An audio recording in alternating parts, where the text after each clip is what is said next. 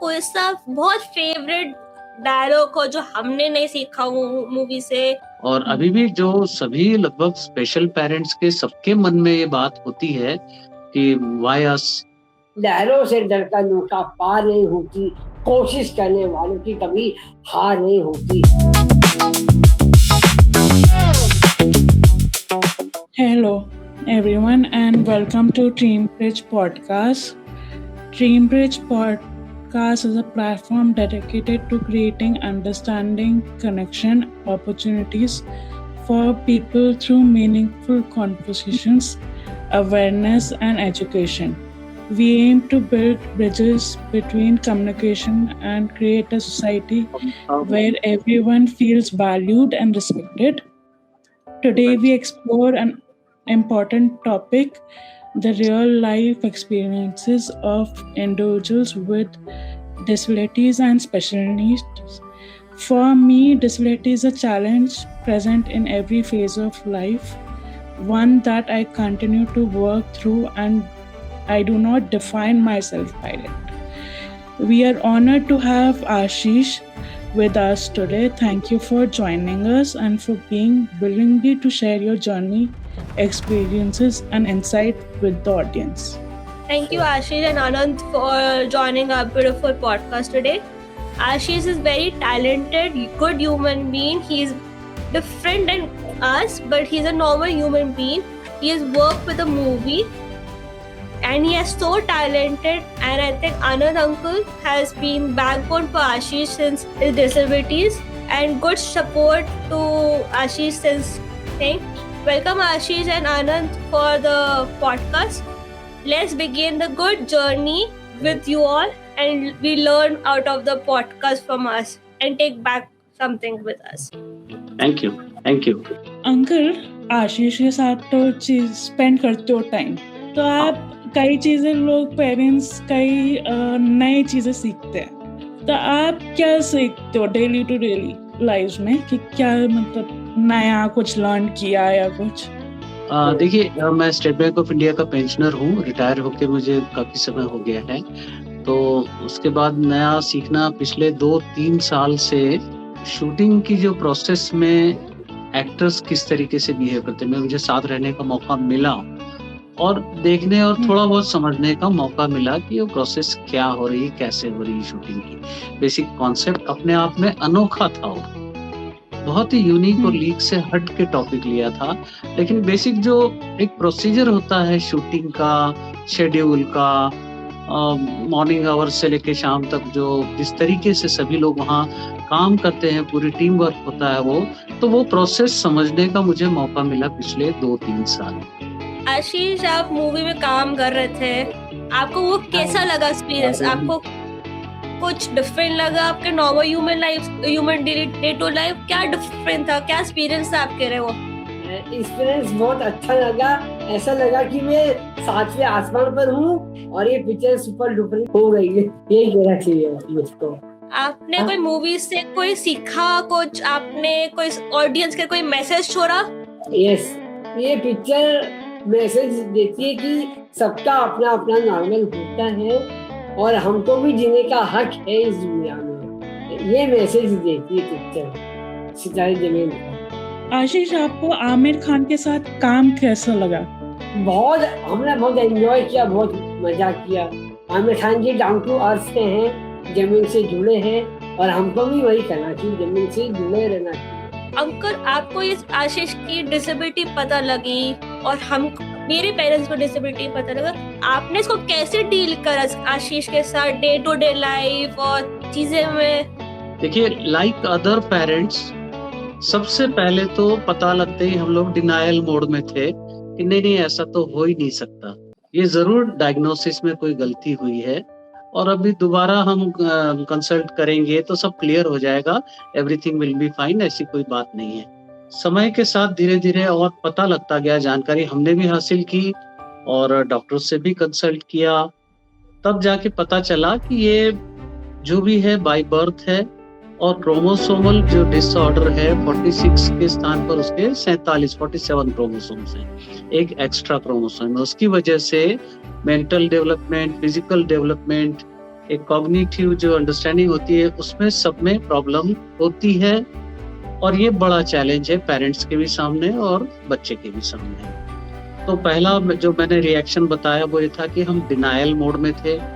बाद में denial mode तो दूर हो गया, हम फैक्ट हमको समझ में आया कि ये डायग्नोसिस ऐसा है और ये डायग्नोसिस गलत नहीं है। अब रहा सवाल ये कि हम उसको कितना एक्सेप्ट कर पा रहे थे उस कंडीशन को। उसमें भी मैं ऑनेस्टली बताऊंगा कि शुरुआत में हम एक्सेप्ट नहीं कर पा रहे थे, मतलब मानने को ही तैयार नहीं थे कि नहीं ऐसा तो हो ही नहीं सकता है। फिर ऐसा भी धीरे नहीं धीरे सकता। उस फेज से भी बाहर निकले हैं हम, और ये सब परिणाम है आपसी डिस्कशन का, पेरेंट्स के साथ मिलने जुलने का। जितने इंटरनेट पर हो या कहीं से भी किसी भी सोर्स से जो जानकारी मिले उसको हासिल करके अपनी अंडरस्टैंडिंग हम बनाते हैं कि अच्छा ये ऐसा है।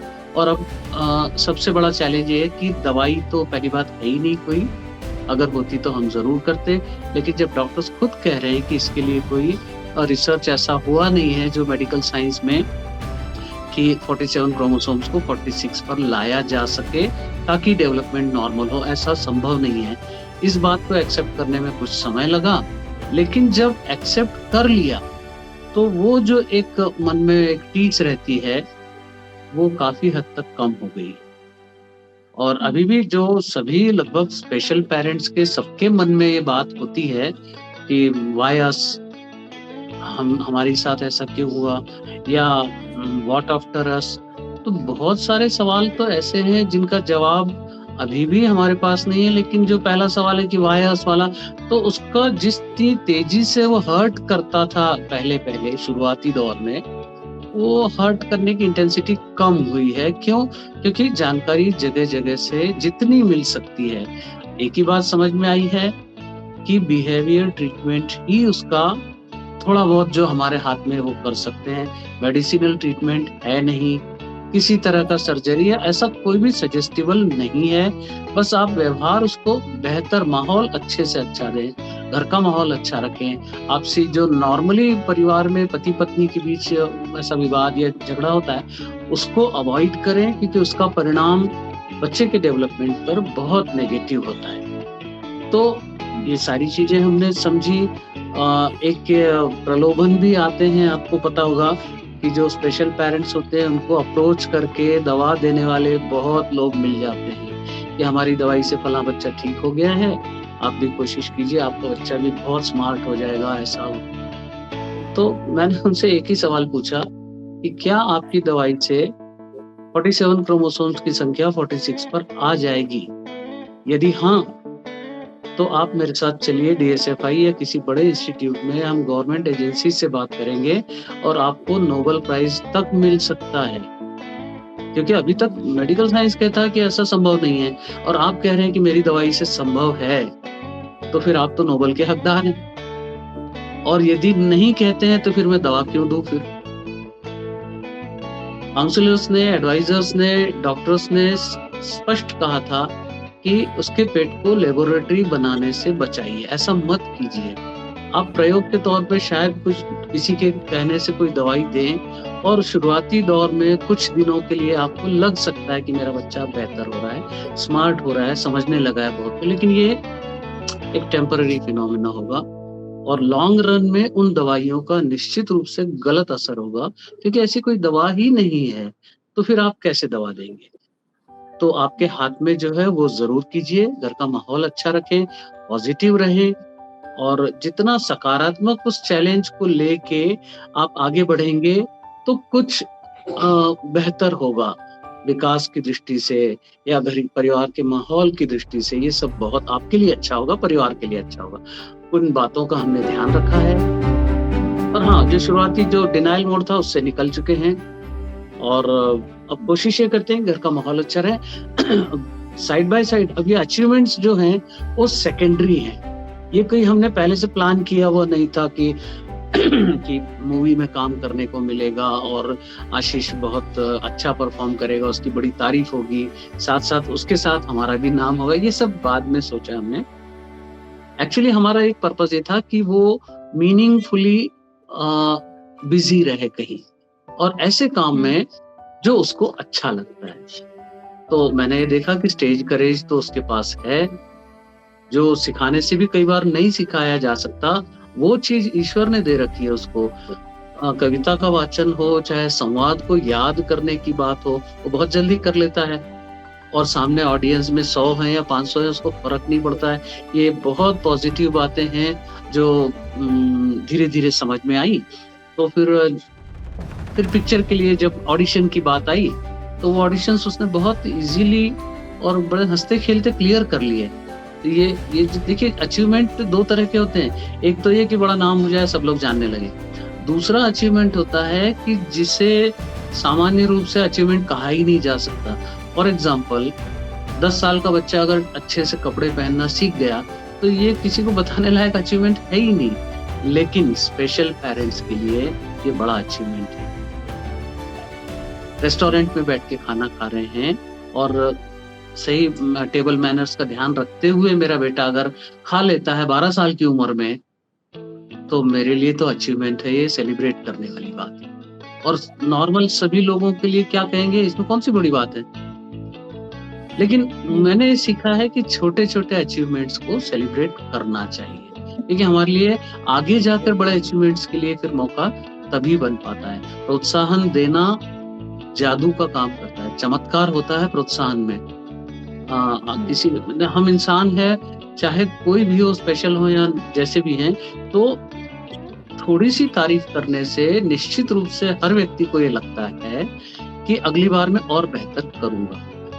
सेम आशीष के साथ भी ऐसा ही है। उसको थोड़ी सी तारीफ अगर की जाए और बाद में उसकी गलतियां बताई जाए कि यहाँ सुधार की जरूरत है, तो उसको वो बड़े इजीली और पॉजिटिवली एक्सेप्ट करता है। लेकिन अगर शुरू में डांट के बोल दिया जाए, तो आशीष क्या, मेरे साथ भी ऐसा ही है कि कोई मुझे डांट के बोल दे तो मुझे अच्छा नहीं लगता और मैं उस काम करने को मन ही नहीं होता मेरा को। आशीष ने भी वही तो किया है।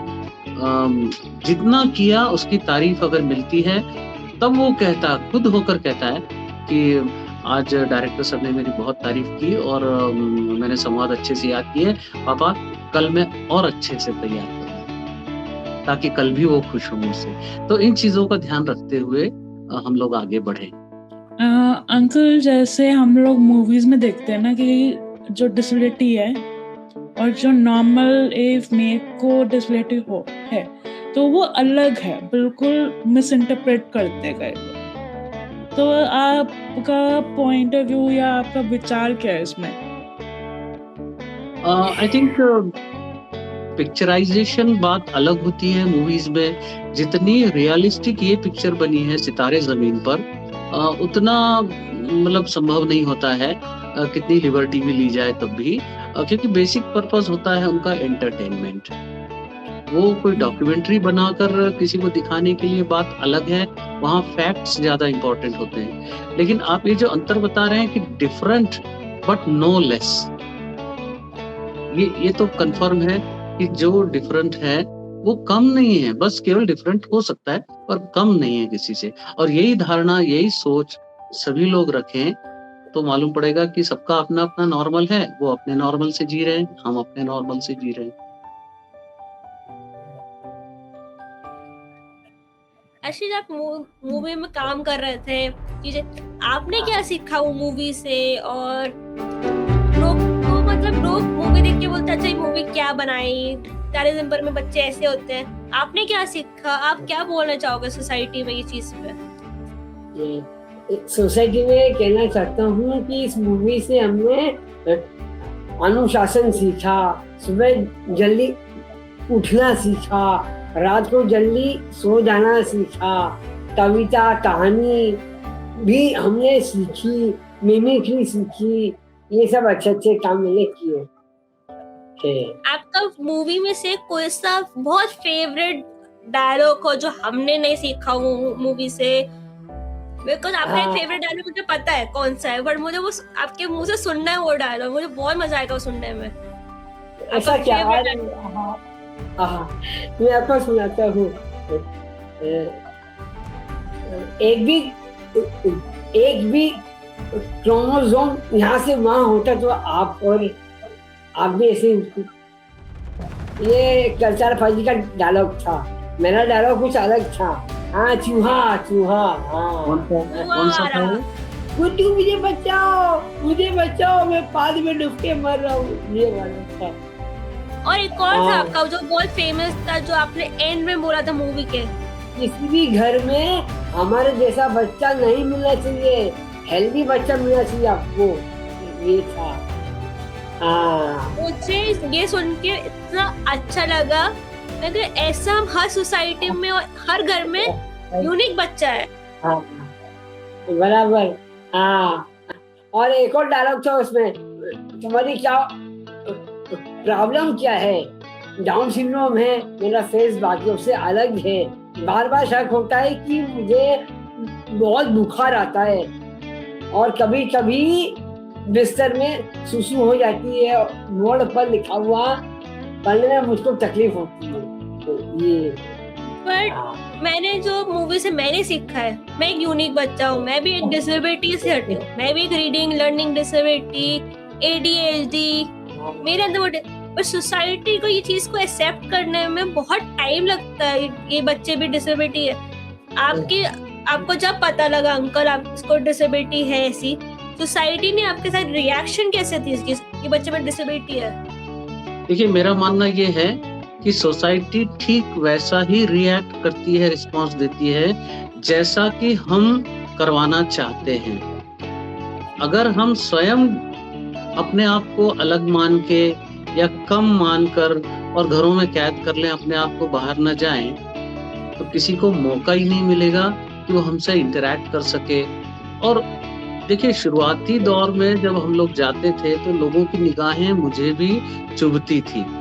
वो या तो दया की दृष्टि से देखते थे या उपहास की दृष्टि से देखते थे। वो चुभता तो है, लेकिन थोड़ा सा अगर टॉलरेट कर लें पेरेंट्स और इवन स्पेशल चाइल्ड भी, तो जल्दी ही एक समय ऐसा आता है कि जब सोसाइटी हमें एक्सेप्ट करती है, तैयार है सोसाइटी एक्सेप्ट करने को। हमारी सोसाइटी इंक्लूसिव है।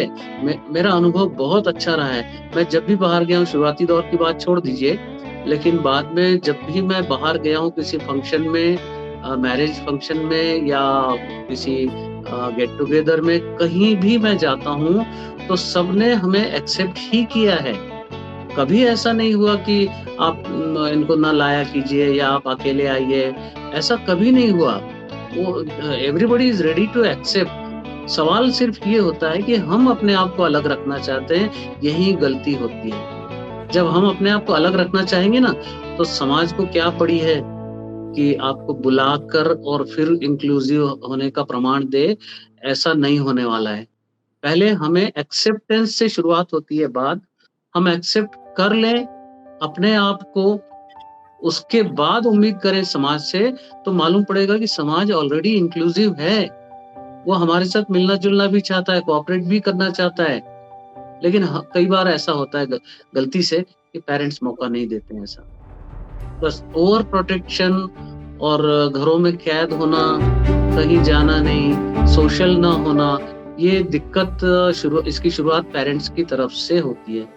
थोड़ी हिम्मत करके शुरुआती उस उपहास की दृष्टि को इग्नोर करके आगे बढ़ें, तो मालूम पड़ेगा कि समाज हमको स्वीकार करना चाहता है विथ ओपन आर्म्स। आशीष, आपकी फेवरेट चीजें क्या? आपको क्या करना अच्छा लगता है? बड़ी बड़ी कविता, दोहे, मुहावरे, मिमिक्री मुझे बहुत पसंद। एक कविता को सुना सकते हो हमको, कोई अच्छी सी जो हम भी सीख जाए कुछ कविता से? यस। नमस्ते, एक कविता आपको सुनाता हूँ जिसे हरिवंश राय बच्चन जी ने लिखा है। उसका शीर्षक है अग्निपथ। अग्निपथ अग्निपथ अग्निपथ, वृक्ष हो भले खड़े, हो घने हो बड़े, एक पत्र छाँव भी मांग मत। अग्निपथ अग्निपथ अग्निपथ, तू न थकेगा कभी, तू न रुकेगा कभी, तू न झुकेगा कभी, कर शपथ। अग्निपथ अग्निपथ अग्निपथ, ये महान दृश्य है, चल रहा मनुष्य है, आंसू स्वेद रक्त से लचपत लचपत लचपत। अग्निपथ अग्निपथ अग्निपथ, आज मेरे पास बंगला है, गाड़ी है, पैसा है, तुम्हारे पास क्या है? बोलो क्या है तुम्हारे पास? चीचे की चाल, बाज की नजर और बाजीराव की तलवार पर संजय नहीं करते, कभी भी मार दे सकती, कभी कभी कुछ जीतने के लिए कुछ हारना भी पड़ता है, और हार कर जीतने वाले को बाजीगर कहते हैं। गोल्ड तो गोल्ड होवे है, छोरा लावे या छुरी, मारी छोरिया छुरी से कम है कि। धन्यवाद। एक और कविता आपको सुनाता हूँ जिसे सोहनलाल द्विवेदी जी ने लिखा है। लहरों से डरकर नौका पार नहीं होती, कोशिश करने वालों की कभी हार नहीं होती। नन्ही चींटी जब दाना लेकर चलती है, चढ़ती दीवारों पर 100 बार फिसलती है। मन का साहस रगों में हिम्मत भरता है, चढ़कर गिरना गिरकर चलना न अखरता है। मेहनत उसकी हर बार बेकार नहीं होती, कोशिश करने वालों की कभी हार नहीं होती। डुबकियां सिंधु में गोताखोर लगाता है, जा जाकर खाली हाथ लौट कर आता है। मिलते ना सहज ही मोती गहरे पानी में, मिलते ना सहज ही मोती गहरे पानी में। बढ़ता बिना विश्वास इसी हैरानी में, मुट्ठी उसकी खाली हर बार नहीं होती, कोशिश करने वालों की कभी हार नहीं होती। और ये अंतिम पद की असफलता एक चुनौती है, स्वीकार करो क्या कमी रह गई देखो, और सुधार करो जब तक न सफल हो। नींद चैन को त्यागो तुम, संघर्षों का मैदान छोड़ मत भागो तुम। कुछ किए भी नहीं जय जयकार नहीं होती, कोशिश करने वालों की कभी हार नहीं होती। एक और कविता सुनाता हूँ जिसका शीर्षक है किताबें। उसे सफदर हाशमी ने लिखा है। किताबें कुछ कहना चाहती है, तुम्हारे पास रहना चाहती है। किताबें करती है बातें बीते जमानों की, दुनिया की, इंसानों की, फूलों की, गमों की, जीत की, हार की, प्यार की, मार की। क्या तुम नहीं सुनोगे इन किताबों की बातें? किताबों में चिड़िया चाह चाहती है, किताबों में हितिया लहाती है, किताबों में झरने गुनगुनाते हैं, परियों के किस्से सुनाते हैं। किताबों में रॉकेट का राज है, किताबों में साइंस की आवाज है, किताबों में ज्ञान का भंडार है। क्या तुम इस संसार में नहीं आना चाहोगे? आज मैं 3 ये सुन के मुझे लग रहा है मैं कुछ सोचने वाली हूँ अपने बारे में, और कुछ आपने वो क्या बोलते हैं अपनी डिसेबिलिटी है जो मेरी अंदर है, तो ऊपर अपने ऊपर सीरियसली कुछ काम करके बुक्स पढ़ के कुछ चीज ऐसे सीखने वाली हूँ आज बैठ के। मैं कुछ ये 3 सुन के मुझे लग रहा है अपनी लाइफ में कुछ चेंज लेके आऊं, और कुछ चीज सुन मैं इमोशनल हो गई थी सुन के, इतना अच्छा लगा मुझे सुन के। हाँ बराबर, यस, थैंक यू। मैं तो इमोशनल भी हुई हूँ, और मैं अपने मेरी खुद की डिसेबिलिटी तो डिफरेंट है। मैं होती थी कि ब्लेम करती थी मम्मी पापा को, तो वैसे ही ब्लेम करती थी। मेरा एक भाई भी है जिसको मैं ब्लेम करती हूँ, जैसे आपने बोला कि क्यों है भैया को ना था। तो अब मैं वैसे स्टेज में हूँ कि जहाँ पर मेरे को लगता है अपने आप पर वर्कआउट कर लो, अपने आप पर ही काम कर लो, क्योंकि मैं इसके साथ तो रह भी सकती हूँ। मेरे मम्मी पापा चेंज नहीं कर सकते, मेरा भाई कोई नहीं चेंज कर सकता। समझ आ गया कि मैं तो अपने आप पर ही ज्यादा फोकस। बट कभी कभी हमारी सोसाइटी थोड़ा टाइम लगती है चीजें को एक्सेप्ट करने। मेरी जो मूवी आई थी, जो मेरी डिसेबिलिटी आशीष, जो एक मूवी आई थी तारे ज़मीन पर, उसके पहले तारे ज़मीन पर, तो मेरे घर में फैमिलीज में कुछ चीज को एक्सेप्ट करने में टाइम लगा। अच्छा बच्चों को कोई डिसेबिलिटी नहीं है, ये चीज नहीं है, देन पता लगा अच्छा ये डिसेबिलिटी भी कोई चीज होती है, तब जाके सोसाइटी ने एक्सेप्ट करा है। बट आज सोसाइटी में देखो काफी लोग ओपन आर्म से सोसाइटी एक्सेप्ट करती है। आदित्य मैडम कुछ क्वेश्चन है कुछ और? नहीं, मेरे पास एक क्वेश्चन है। वैसे भी होता है ये मतलब डेली टाइप ऑफ होता है मेरे घर में।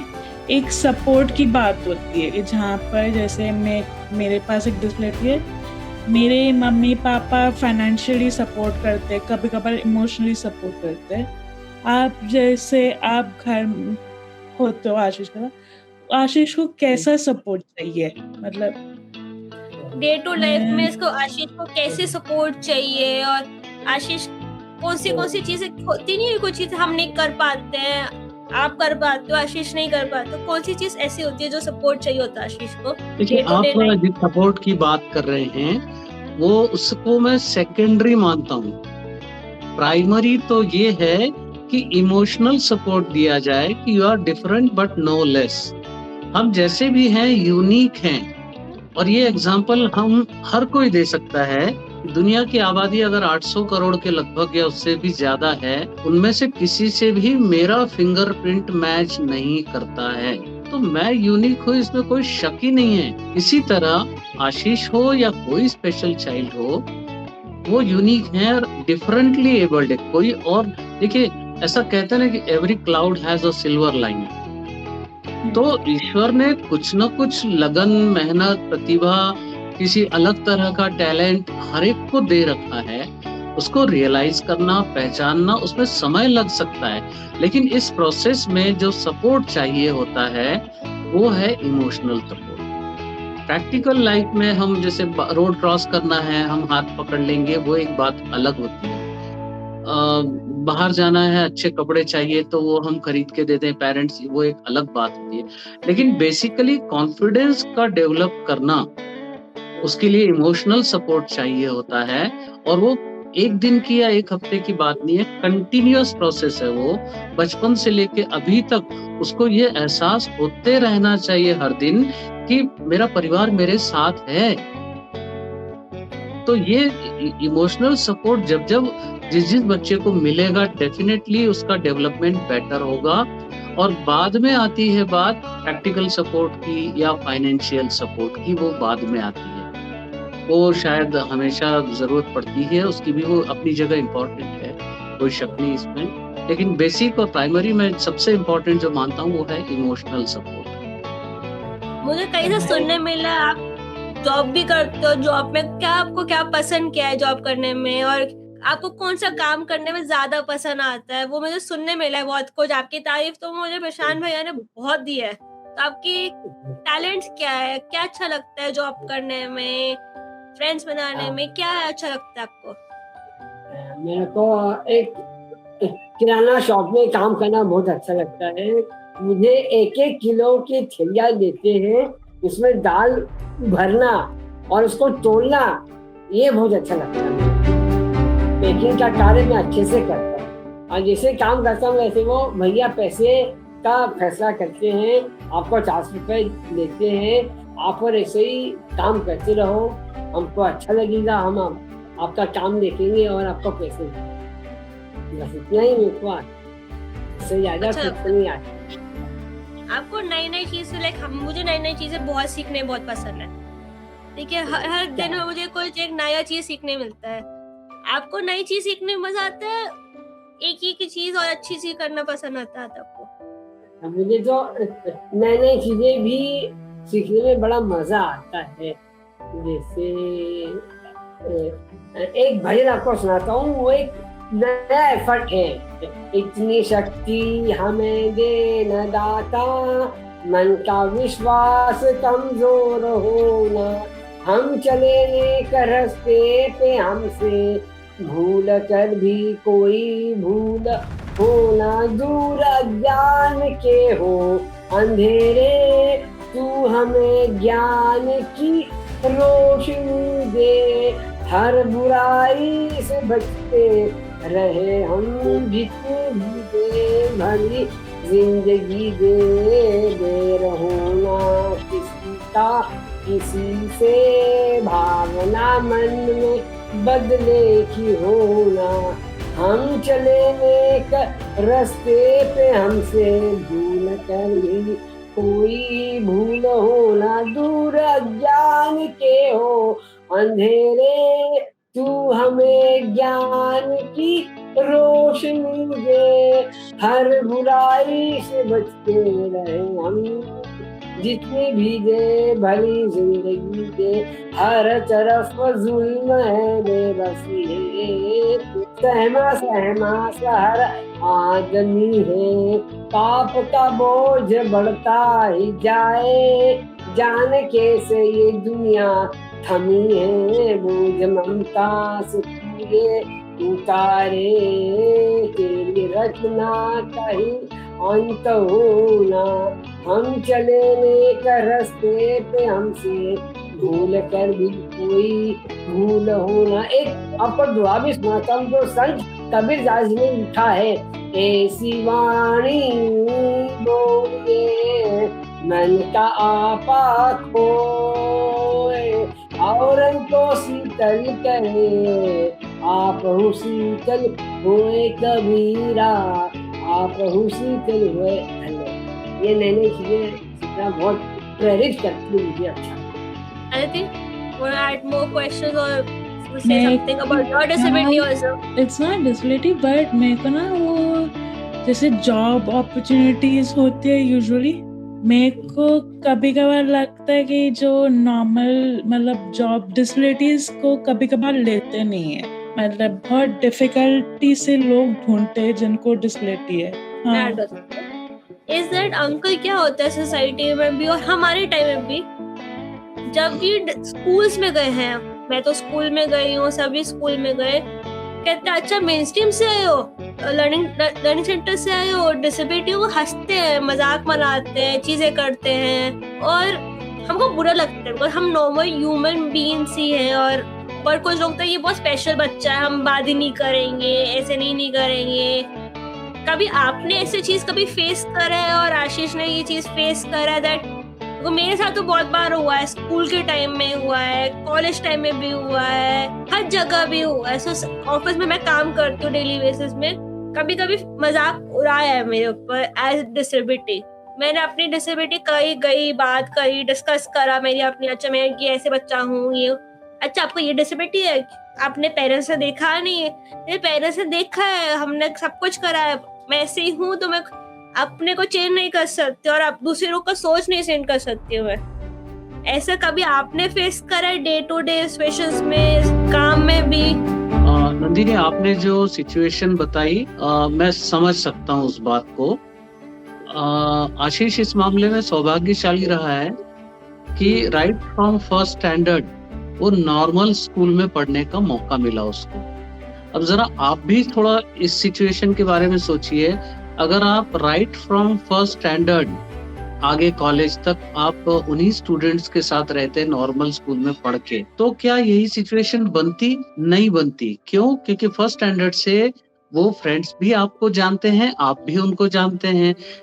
पहले साल नहीं, दूसरे साल में उनको ये पक्का पता लग जाता है कि शी इज डिफरेंट, लेकिन हमारी साथी है, हमारी क्लासमेट है, उसको साथ लेके चलना है। तो ये कंटिन्यूअस जो एक पीयर प्रेशर भी होता है और टीचर्स की तरफ से समझाइश भी दी जाती है, तो नॉर्मल बच्चे भी जो होते हैं ना सो कॉल्ड, वो भी समझने लगते हैं कि हमारा ही क्लासमेट है और ये अगर डिफरेंट है तो भी इसे हमें साथ लेकर चलना है। उसकी क्या सीमाएं हैं, क्या लिमिटेशंस ईश्वर ने दी है उसको, उसमें उसका कोई दोष नहीं है ना।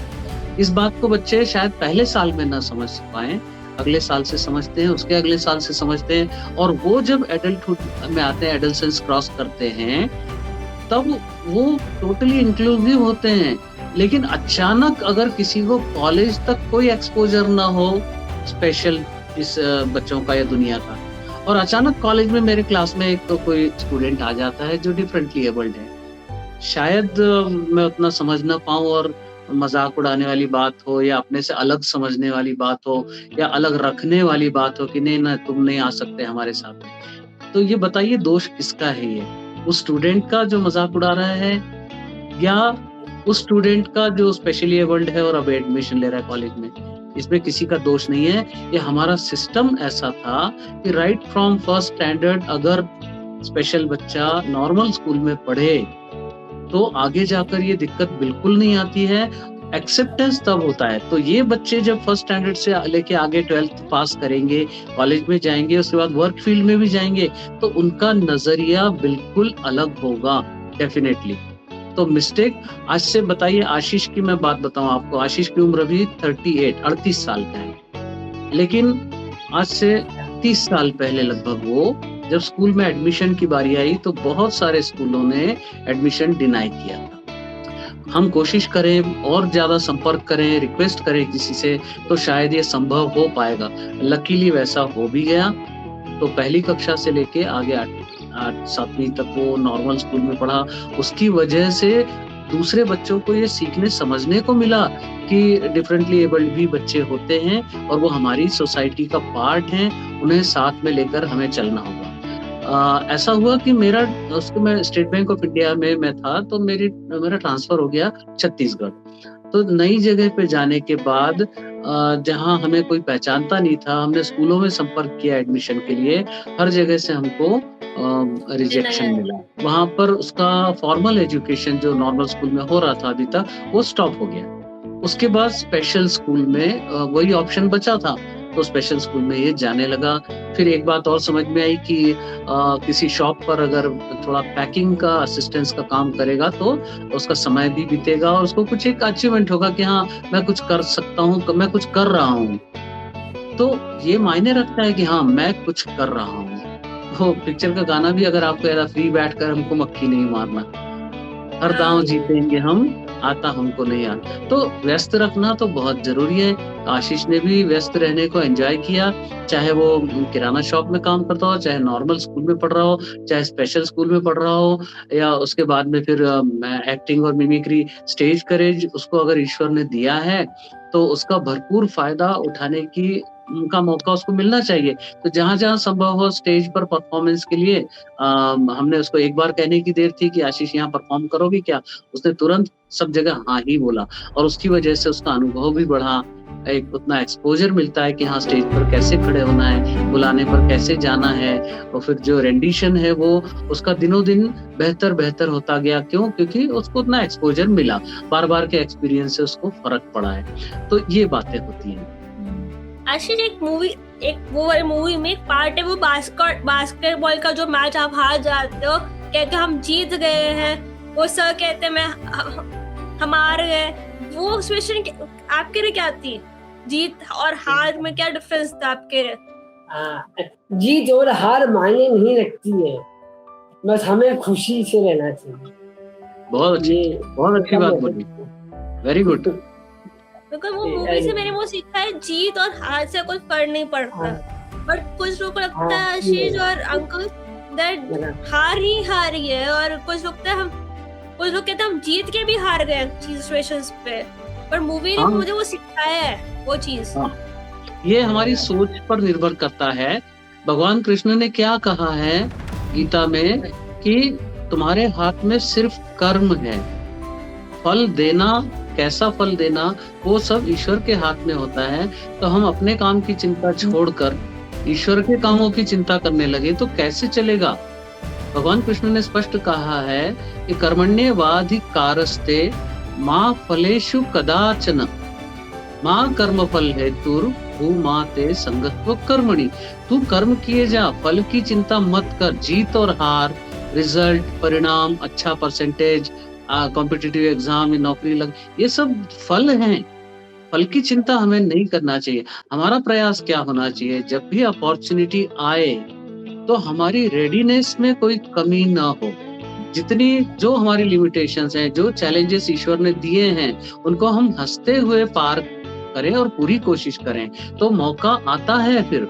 और उस समय अगर हमारी प्रिपरेशन ना हो तो इससे बुरी कोई बात नहीं हो सकती है।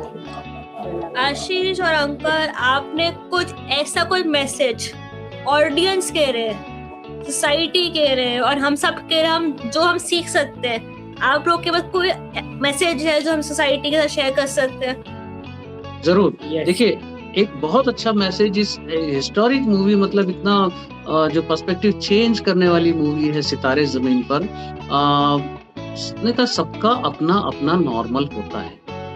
इस बात को हम जितनी जल्दी और जितना अच्छे से स्वीकार करेंगे उतना हम सबके लिए अच्छा है, सोसाइटी के लिए अच्छा है। अपनी अपनी लिमिटेशन के भीतर आप अपना 100% दे रहे हो या नहीं। देखिए, कोई रेस अगर है और मैं मन लगा के पूरी ताकत से दौड़ूं और मैं 8वें नंबर पे आऊं तो मुझे शायद दुख नहीं होना चाहिए। क्यों? मैंने पूरी कोशिश की, इससे तेज मैं दौड़ ही नहीं सकता था।